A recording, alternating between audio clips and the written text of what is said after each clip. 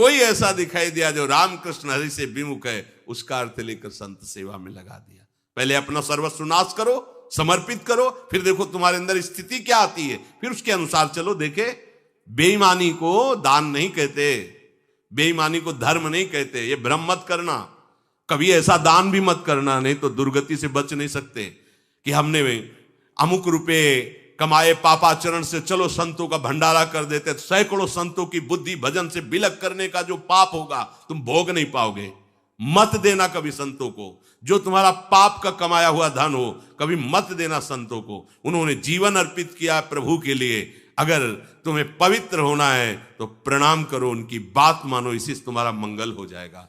और धर्म से यदि कमाया है, 4 रोटी है, 1 दे दो, मंगल हो जाएगा। बात इस तरह से। सत्संग का फल सीधा भगवत स्वरूप में स्थित होना, प्रपंच का बढ़ावा देना नहीं।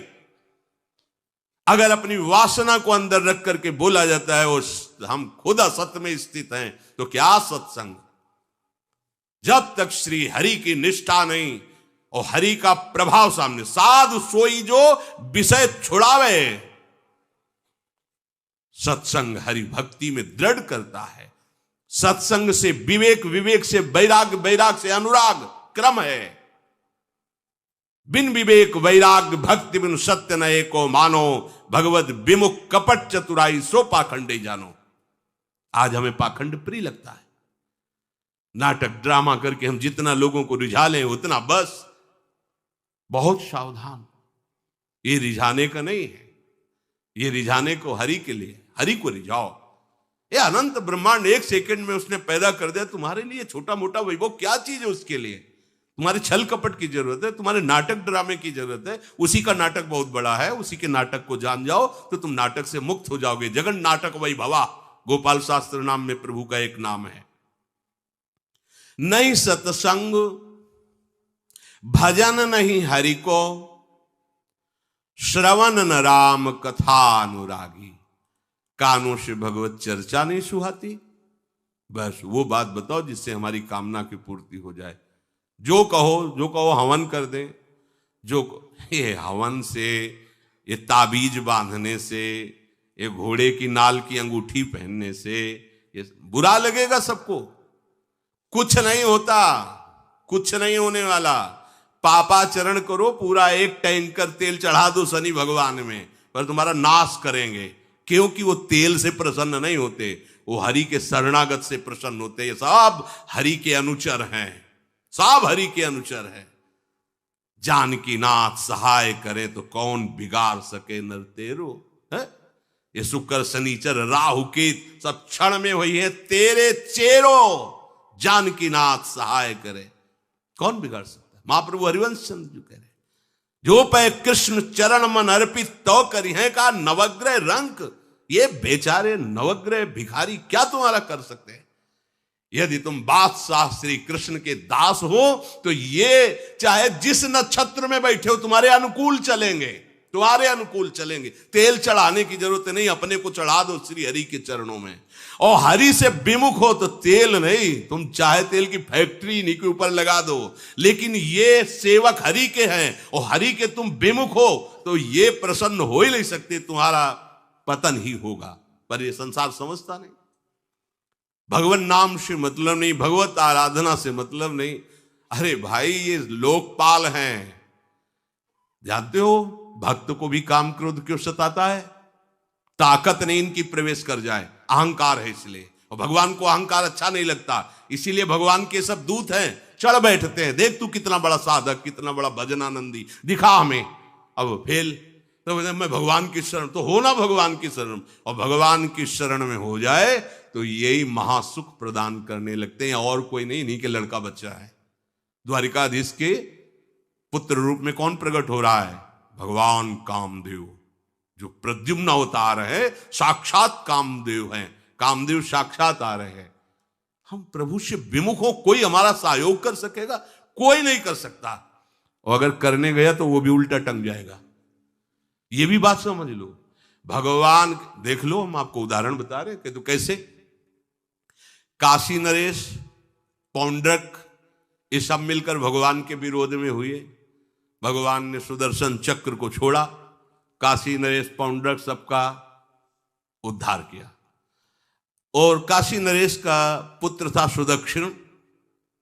उसने विचार किया कि ये तो बहुत बड़े अपमान की बात है, भगवान शंकर की नगरी में रहता, काशी में महामृत्युंजय है, काल के भी महाकाल हैं। पंडितों से कहा ऐसा उपाय नहीं कि हम द्वारिका को भस्म कर दें। बोले है, भगवान शिव के ऐसे ऐसे मंत्र हैं कि वो तो विनाशकारी भी तो है ना, वो बहुत सुंदर भी है। कर्पूर गौरम करुणावतारम संसार सारम, करुणा के स्वरूप है। आशुतोष नाम है। एक चुल्लू जल ऐसा कोई देवता नहीं मिलेगा जो संसार में कोई देवता नहीं खाता, वो इन पे चढ़ाए जाते हैं। अकौड़े का फूल, धतूर का फल ये कोई पता है? नहीं पता। इतने से वो प्रसन्न, इसीलिए वो आशुतोष रीझ जाए तो पूरा नगर का नगर सोने का ऐसे दे दिया, लंका उन्हीं दे दिया। और अगर दृष्टि बदल जाए तो हनुमान जी बनकर पूंछ में आग लगा को श्रीलंका को नाश कर। बड़े विचित्र है। हाँ है भगवान शंकर विनाशकारी, द्वारिका को भस्म कर सकते हैं। आराधना की सुदक्षिण ने, बड़े बड़े विद्वान बुलाए। काशी तो विद्वानों की नगरी, और ब्राह्मणों की विद्वता तभी सार्थक है जब प्रभु में उसका समापन हो। विद्या कौन? जो भगवान से मिला दे। अविद्या कौन? जो अहंकार माया में लगा दे। तो उन विद्वानों की ये समझ में नहीं आया कि किसके विरोध में मुझे अनुष्ठान में बैठालना है। बैठ गए, अनुष्ठान शुरू किया। तो मंत्रों में ताकत तो है ही। भयंकर कृत्या प्रकट हुई, विश्व का विनाश करने की सामर्थ्य रखने वाली। मंत्रों के द्वारा उसे प्रेरित किया, जाओ द्वारिकापुरी को ही भस्म कर दो। और ये पता नहीं था कि द्वारिकापुरी ब्रह्मा की बनाई हुई नहीं है। सारी की सारी शक्तियां ब्रह्मा की बनाई हुई चीज पर बिगाड़ सकती हैं, लेकिन चिदानंद धाम में इनका तो प्रवेश ही नहीं। अब दूर से द्वारिका में दिखाई दिया, भयंकर ज्वाला में कृत्य आ रही। लोग भागकर भगवान के पास गए, प्रभु कोई भयानक मंत्र से आविष्ट होकर कृत्य आ रही जो नष्ट करना चाहती द्वारिका। तुम्हें घबराने की जरूरत नहीं, ना बताने की जरूरत है। द्वारिका हर समय सुदर्शन से सुरक्षित है। और सुदर्शन कोई जड़ चक्र नहीं है, वो चैतन्य भगवत पार्षद है। जब जहां जैसा अवसर आता है वैसा वो रूप रख लेते हैं। एक को मारना है तो 100 अरे वाले, हजारों को मारना है तो 1000 अरे वाले, और अगर पूरा सिस्टम विनाश करना है तो अनंत अरे वाले सुदर्शन चक्र हो जाते हैं। और जब सेवा ये नहीं होती तो हाथ जोड़े भगवान के पास खड़े रहते हैं।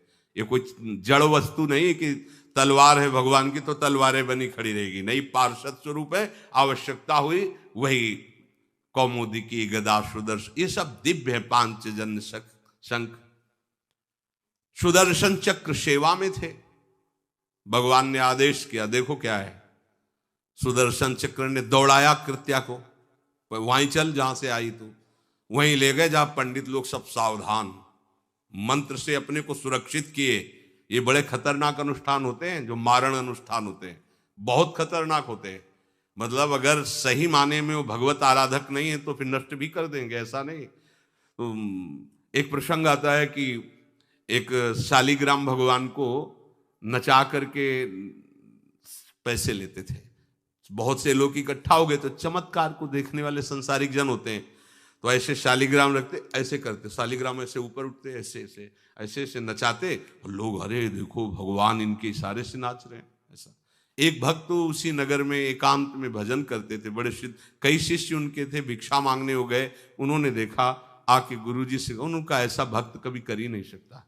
भगवान का भक्त अपने भगवान को प्रदर्शन नहीं बनाता, ये तो कोई तांत्रिक है, भक्त नहीं है। भक्ति की अलग संज्ञा होती है। ये कोई तंत्र सिद्ध आदमी है जो भक्ति का नाटक करके लोगों को ठग रहा है। बोले महाराज फिर आपको चलना चाहिए, क्योंकि हजारों लोग उससे प्रभावित हो रहे। बोले हम गए तो उसका सब बंद हो जाएगा, ये दुकान मकान। बोले चलो ना महाराज, बड़ा ऐश्वर्य जमा हो रहा था, लोग भेंट जा। वो गए, बस अंदर से नाम जप करते हुए जो खड़े हुए, तो कुछ नहीं, कोई भी उसका मंत्र। वो आसपास दृष्टि डाला, कौन आया नया, उसी में देखे फटे पुराने कपड़े पहने, तेज से चमकते हुए भक्त। तो उनका तुम चले जाओ यहां से। तो उनका नहीं, हम चले जाने के लिए नहीं आए, हम आपको बताने आए, ये नाटक मत करो, अगर सही आराधना करो इनकी तो ये लोग क्या देंगे, ये तो परम पद दे देंगे, शालीग्राम भगवान है, आप भगवान का ऐसा प्रदर्शन करते हो। अब लोगों का विरोध शुरू हुआ, क्योंकि इतने बड़े संत जब बोल रहे तो सब लोग, अब उसको बहुत बुरा लगा कि हमारी तो सारी दुकान बंद हो गई।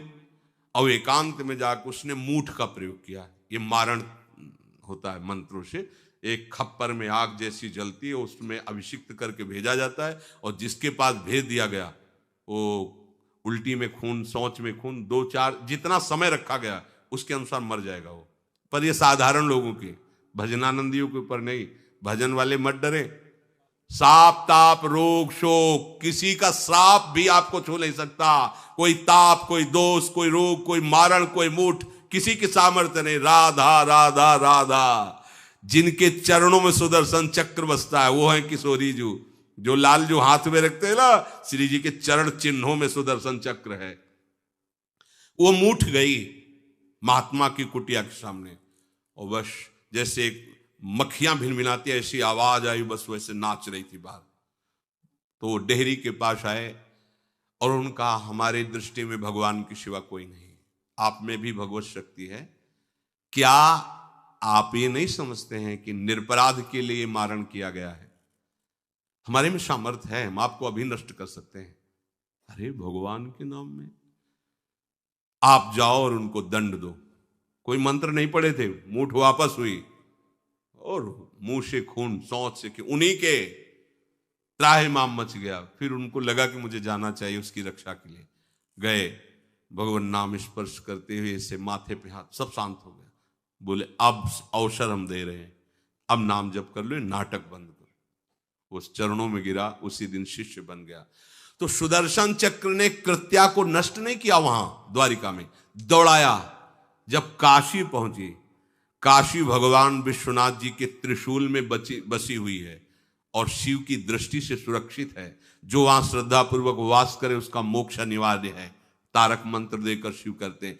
पर उस कृत्या को सुदर्शन ने नष्ट किया, और जितने ब्राह्मण थे सबका राधे राधे, और पूरी काशी में आग लगा दी। तो विश्वनाथ जी मुस्कुराए, नाराज थोड़ी, क्योंकि विश्वनाथ जी ने कह दिया था यदि ब्राह्मण विरोधी कोई है तो हमारा ये मारण काम कर जाएगा। और उनको ये समझ में नहीं आया कि नमो ब्रह्मणे देवाय भगवान का नाम है, वो जानते थे। तो कोई भी भगवत विरोध भाव लेकर के किसी भी देवता की आराधना करके कुछ नहीं होने वाला, किसी भी देवता।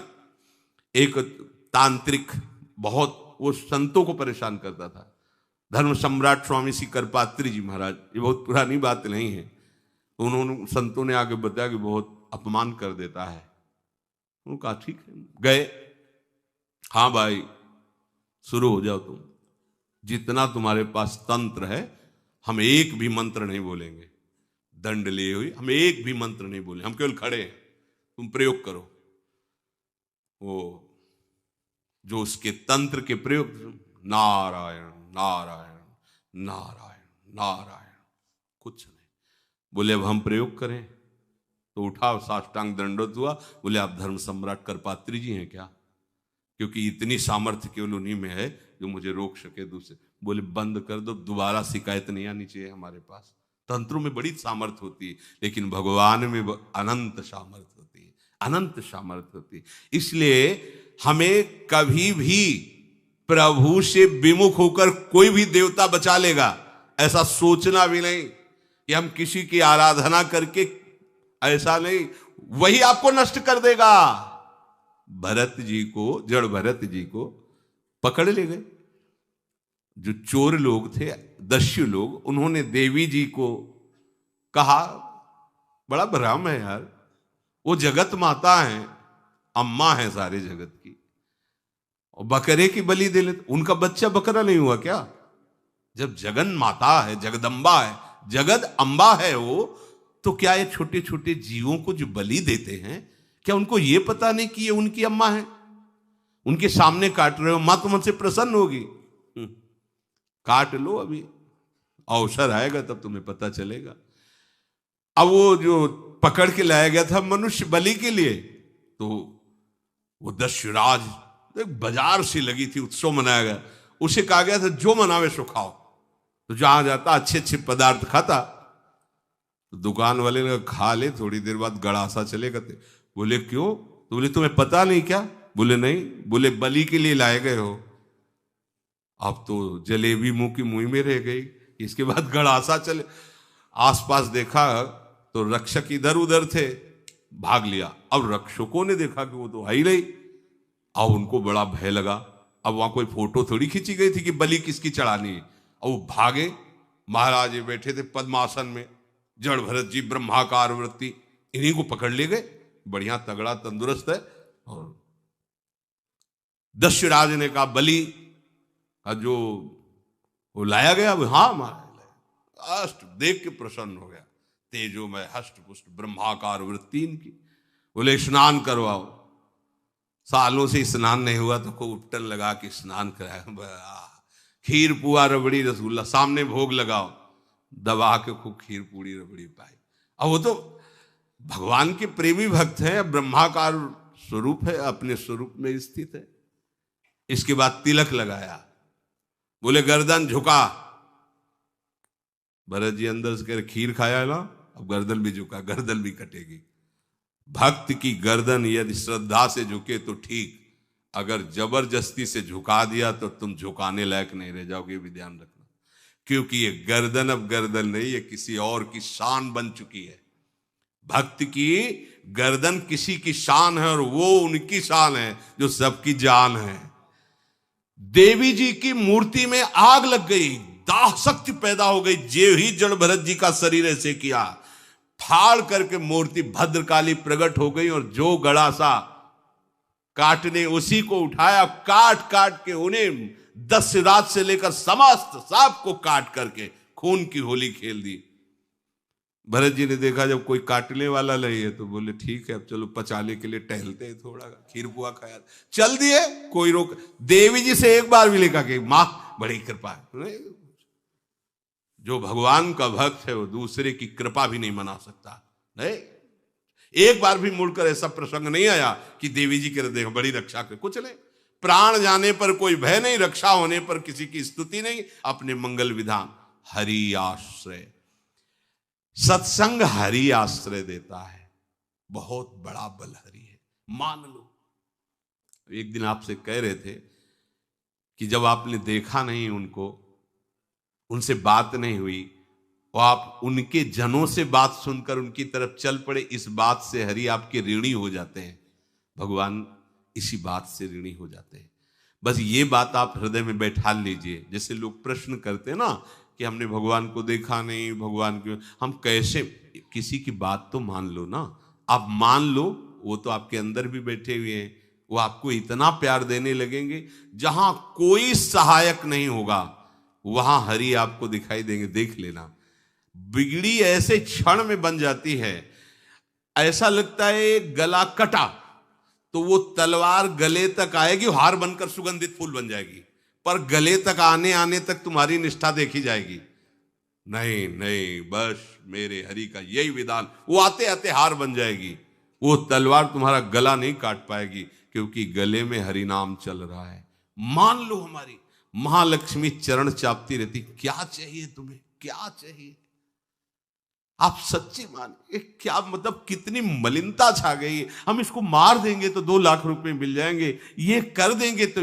अरे भैया, अगर तू हरि नाम जपेगा तो इसकी कीमत नहीं है, कीमत नहीं, अमूल्य वस्तु है। इसके ब्याज में तू कुबेर बन सकता है। मूल्य तो कभी खत्म होता ही नहीं है, ब्याज में तू ब्रह्मा बन सकता है। बनना तो चाहे।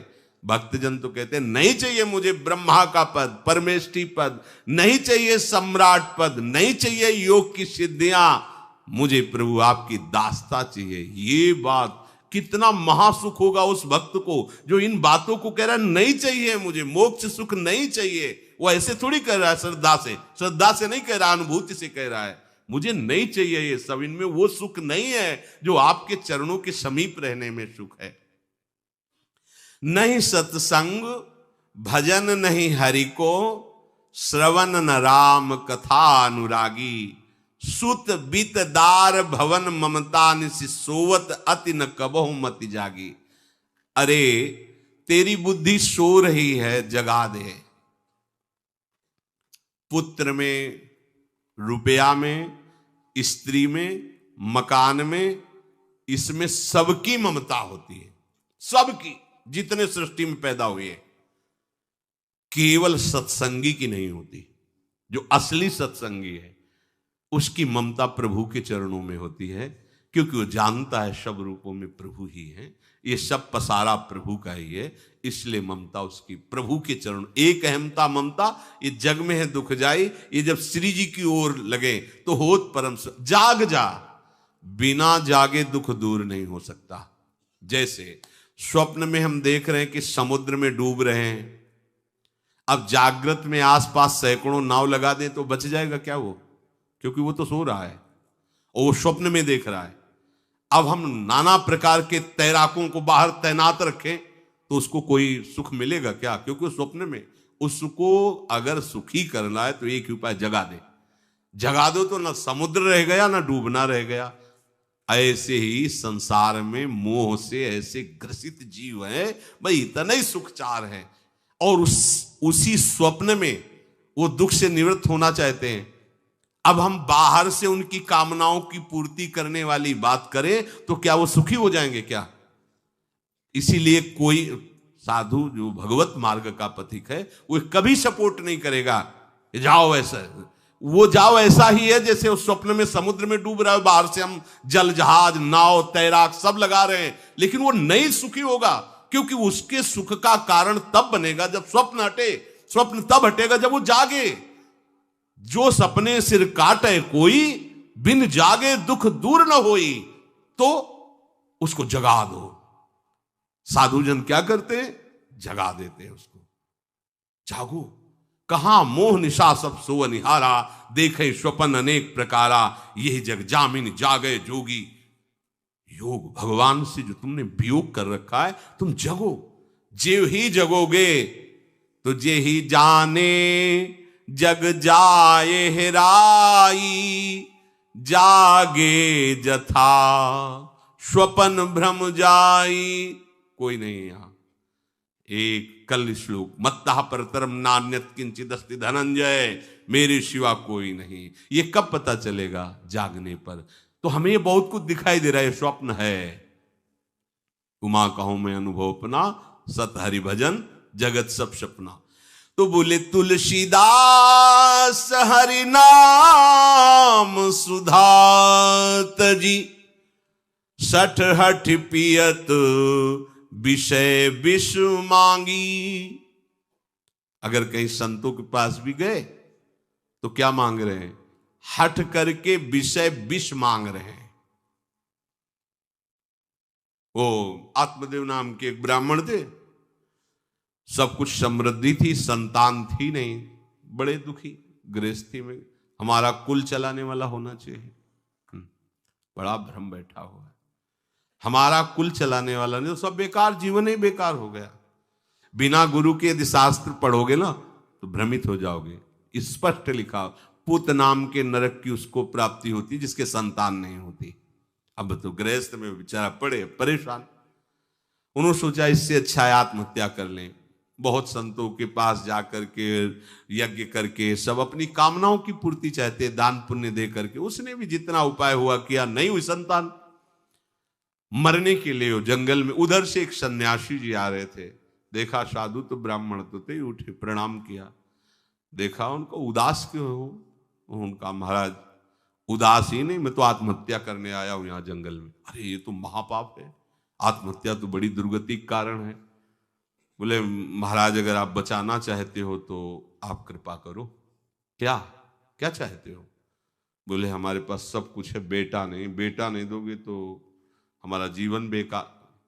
तो उन्होंने अंतर्दृष्टि से देखा और कहा 7 जन्म तक तेरे पुत्र नहीं भाग्य में तेरे लिखा है। तो उसने कहा फिर तो अभी मरते हैं, आत्महत्या करते हम 7 दिन, 7 जन्म की बात, हम 7 दिन नहीं जिएंगे, हमें पुत्र चाहिए। संत का दयालु।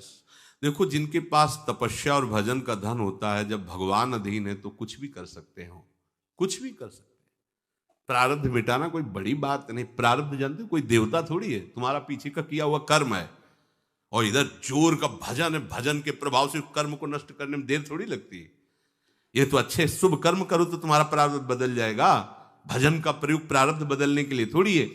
पर वो ऐसा हट किए तो उनका देखो, हट करने से लाभ नहीं मिलता है उनका। हमें उपदेश नहीं, हमें पुत्र चाहिए। अगर आप भगवत प्रेरित होकर यहां आए हो तो आप हमें, तो उन्होंने तपस्या के बल से फल की रचना की और कहा जाओ अपनी पत्नी को ये फल पवा दो और इससे निश्चित पुत्र होगा। बहुत प्रसन्न, अब कामना पूर्ण थी तो देख लो, प्रभाव देखो कामना का। प्रसन्न हुए आए, धुंधुली नाम था उनकी पत्नी का, नाम भी बहुत बढ़िया था, धुंधुली। वो कहा कि देखो ये फल खा लो, तुम्हारे संतान हो जाएगी। बहुत मीठी बात बोलती थी, मृदुभाषी, कपट हृदय, अलग अलग क्षेत्र होता है, हृदय कपट और मुख में मीठी बात। बहुत संभल के व्यवहार करना चाहिए ऐसे लोगों से। मधुरिया बानी, मीठी, क्या मृदु भाषा। नहीं प्रीतम, आप चिंता मत करो, फल ऐसे थोड़ी खाया जाता है, नहा धो के पवित्र होके फिर। हाँ उनका ये बात, तो आप अपने काम में लगो, हम पा लेंगे ऐसा। अब आपको विश्वास है? बोले विश्वास तो है, इसमें क्या विश्वास, आप भी तो चाहती ना पुत्र हो। बोले हाँ। वो जो ही गए सो अपनी बहन को बुलाया और कहा सुनो, अभी तो हम 4-5 रोटी कढ़ी चावल सब पा लेते हैं, पूड़ी खीर पुआ। गर्भ रहेगा तो पेट तो उसी से भरा रहेगा, तो हमारा भोजन रुक जाएगा। बोले हाँ ये तो बात है। जब पेट बढ़ेगा और अगर घर में आग लग गई तो फिर हम भाग नहीं पाएंगे, तो हम जल जाएंगे। ये निगेटिव सोच वाले लेते। और पंडित जी तो इसी बात में लगे हैं कि गर्भ रह जाए तो क्या करें, तुम्हारा हम खाएंगे तो है नहीं पक्की बात, पर करें तो क्या करें। पंडित जी को कैसे समझ, उनका देखो एक बात है, हमारे गर्भ है, हमारे कई लड़के हो चुके हो, गरीबी है ही है हमारे यहाँ, तुम कुछ पैसा दे देना और ये नाटक करना कि मैं गर्भवती हूं, बच्चा समय होने पर हम पहुंचा देंगे, हम घोषित कर देंगे हमारा बच्चा मर गया। तो पंडित जी को तुम नाटक में बताते रहना कि गर्भ है, बच्चा हो जाए, पंडित जी कह देना बच्चा हो गया है। तो बोले दूध पिलाने की समस्या आएगी, तो बोले ये तुम कह देना कि पहला पहला बच्चा है, हमारे वक्षा स्थल में दूध नहीं, हमारी बहन का था तो मर गया बच्चा, तो उनको बुला लेती तो बात बन जाएगी, बढ़िया बात हो गई। परीक्षा के लिए फल गाय को खवा दो, गाय को खवाया। ठीक समय पर गोकर्ण जी प्रकट हुए, दिव्य तेजोमय बालक, कान केवल वो गाय के, बड़े ही विद्वान और भगवत भक्त संत के द्वारा। कहा था 7 जन्म तुम्हारे भाग्य में, बच्चा नहीं तो नहीं है, देखा गाय के हो गोकर्ण जी प्रकट हुए। उधर उनके जो बच्चा पैदा हुआ उसे ही नाटक के द्वारा पहुंचा दिया गया, वैसे ही पूरा जैसा पहले पक्का हुआ। अब उसने कहा कि हमारे तो स्तनों में दूध नहीं, हम अपनी बहन को बुला लें, उनका बच्चा मर गया। हाँ हाँ हमारा बच्चा स्वस्थ होना, आप बुला लो, उसको हम धन भी देंगे, वो हमारे बच्चे की सेवा कर। अपने नाम से जोड़ करके उसका नाम रखा धुंधकारी, धुंधुली और धुंधकारी, अज्ञान का साक्षात स्वरूप। और जैसे ही वो अवस्था बढ़ती गई तो उसके पापाचरण बढ़ना शुरू हुई। बच्चों के साथ खेलता, खेलते हुए बच्चों को उठा लेता और कुएं में डाल देता, मतलब घोर अत्याचार। गोकर्ण जी हर समय भजन साधन शास्त्र स्वाध्याय। जब और बड़ा हुआ तो माता जी को अपने डंडों से रोज पूजन करता, पिताजी को गाली लात थप्पड़। पिताजी तो रो पड़े। गोकर्ण जी से कहा कि बेटा हमारी गाय से प्रकट हुए पर भरोसा आप ही का है, बचा सकते हो। तो बोले पिताजी जाओ यहां से, भाग जाओ यहां से, एकांत जंगल में जाकर भगवान श्री हरि का भजन करो। उन्होंने 2 श्लोकों में प्रदेश किया। दूसरा श्लोक ये, धर्मम भजस्व सततम त्यज लोक धर्मान, सेवन सदा साधु पुरुषं जहि काम तृष्णाम, अन्यस्य गुण दोष चिंतन मास मुक्त्वा, सेवा कथा रस मोहो नितराम पिबत्वम। हे पिताजी अब तुम लोक धर्म का त्याग करके भागवत धर्म को स्वीकार करो, एकांत में जाकर साधु महापुरुषों के संग से उनके उपदिष्ट उपदेश के अनुसार आचरण करो, प्रभु की लीला कथा सुनो, ना कोई कामना ना कोई तृष्णा, किसी के गुण दोष का वर्णन मत करना और सदैव भगवत सेवा भावना में रहना, इसी जन्म में तुम्हें भगवत प्राप्त। वो तो उधर गए, इतनी पिटाई की उसने माँ की, माँ कुएं में गिरकर आत्महत्या कर ली। फिर तो मनमानी आचरण, कुछ वैश्याओं को रखा और चोरी करके लाया। वैश्याओं ने सोचा किसी दिन पकड़ा जाएगा ये और हम, तो उसके हाथ पैर बांध दिए चारपाई में, ला के मुख में अंगार ढाल, वो मरा भयानक प्रेत। कामना ने क्या किया? सर्वनाश। किसी को हरि विमुख होकर कभी सुख मिल सकता है? आप संतों के पास जाइए, अपनी कामना रखिए। हम ये नहीं कहते कि कामना तुम त्याग पाओगे, कामना रखिए, भगवान के पास जाइए, अपनी कामना रखिए, क्योंकि आप कामना से युक्त हैं। पर छूट इतनी दे दीजिए कि जिसमें हमारा मंगल हो वो करना। जैसे नारद जी भगवान से अपनी कामना रखते हैं कि हमारा ब्याह करवा दीजिए, और बाद में एक छूट दे देते हैं कि जेहि विधि होए नाथ हित मोरा। तो हरि को अच्छा लगेगा, गुरुजनों को अच्छा लगेगा कि इस कामना से इसका कोई जीवन बाधित नहीं होगा, वो पूर्ण भी कर देंगे। और अगर लगा कि इसका पतन हो जाएगा तो आप रोते रोते भी कामना की पूर्ति नहीं करेंगे। उत्तम बात तो ये है कि कामना हरि की प्राप्ति की करो, वो सर्व सुख स्वरूप हैं। किसी का अन्य आश्रय अन्य बल ना लेते हुए अपने श्यामा श्याम के चरणों का आश्रय लेकर निरंतर भजन करो, तो ये अनुभव हो जाएगा कि सुख किसे कहते हैं। अभी तुम्हें परिचय ही नहीं मिला, सुख किसे कहते हैं। सुख सच्चिदानंद है, सुख एक रस है, सुख अविनाशी है। वो सुख सदैव बढ़ता रहता है, घटता कभी नहीं। एक रस होते हुए भी प्रतिक्षण वर्धमानम है, कभी कभी अंत नहीं होता इस सुख का। ऐसे अनंत सुख के लिए हमें मनुष्य जन्म मिला है। प्यारे, इसे मत खोइए। हर समय राधा राधा राधा राधा राधा, और किसी को दुख मत दीजिए। कोई गंदा नशा मत कीजिए, कोई गंदे आचरण मत कीजिए, गंदा भोजन मत कीजिए जिससे अन्य जीवों को कष्ट हो। ऐसा कोई भोजन स्वीकार मत करो। इसी जन्म में आप देख लेना, इसी जन्म में आपको वो वस्तु मिल जाएगी, निहाल हो जाओ। हम किसी पक्षपात की बात नहीं करते। अगर इस छाती को बचपन से अभी तक ऐसा, तो हम कह देते कि भाई आगे कुछ भी हो, कोई भी हमारी गलती हो, हम ये मान सकते हैं। पर हमें ये पता चला कि बचपन से आज तक जलता ही रहा, कभी शांति नहीं मिली, भागता ही रहा, पर कभी विश्राम नहीं मिला। पर हम ये आपको कह रहे हैं कि जैसा प्यार प्रभु, वैसा अन्यत्र कहीं कभी कहीं नहीं मिला। और प्रभु के प्यार का मूर्तिमान स्वरूप हमारी प्यारी जू, निहाल कर दिया प्रभु ने प्यारी जू के चरणों का आश्रय और उनका परिचय देकर। पूछो बस, यहां वाणी मौन हो जाती है। प्यारी जू तो प्यारी जू, और हम ही नहीं, आप सब महाभाग्यशाली है। वृंदावन आए, राधा किशोरी जू के घर में आए और उनकी चर्चा सुन रहे, उनके सिद्धांत सुन रहे। कहीं ना कहीं आपके अंदर उनकी तरफ बढ़ने की इच्छा भी है। ये बहुत बड़ी बात है। बस इस इच्छा को, इस आशा को इतना बढ़ा लो कि कोई इच्छा न रह जाए, कोई आशा न रह जाए। हर समय निरंतर नाम जप करते रहो। तुलसीदास हरिनाम सुधा तज, भगवान नाम तज कर विष मांगते हो। सूकर श्वान श्रृगाल सरिस जन, जनमत जगत जननी दुख लागी। ए काहे को ऐसी गालियां सुनोगे? ये गालियां है। ये सुअर कुत्ता की तरह जीवन व्यतीत करते हो। धिक्कार तुम्हारी मां को जो तुम्हारे जैसा पुत्र जन्मा। अपनी इंद्री की पुष्टता के लिए दूसरों को मार देते हो, चाहे रसेंद्री चाहे जनेन्द्री। इंद्रियों की पुष्टता के लिए जानवर जैसा बर्ताव करते हो। कैसा तुम्हारा जीवन है? केवल एक क्षण के सुख के लिए दूसरे को जला दिया, काट दिया, मार दिया।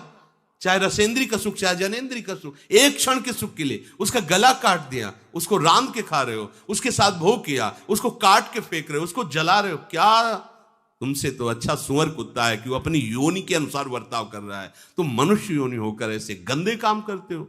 सुधर जाओ, नहीं तो आगे सुधरने का अवसर नहीं मिलेगा। ये मनुष्य जन्म है, सुधर करके सबको सुख प्रदान करने वाले बनो, सबको आनंद देने वाले बनो, तो तुम स्वयं सुख समुद्र हो जाओगे, तुम आनंद समुद्र हो जाओगे। श्री राधा वल्लभ लाल की।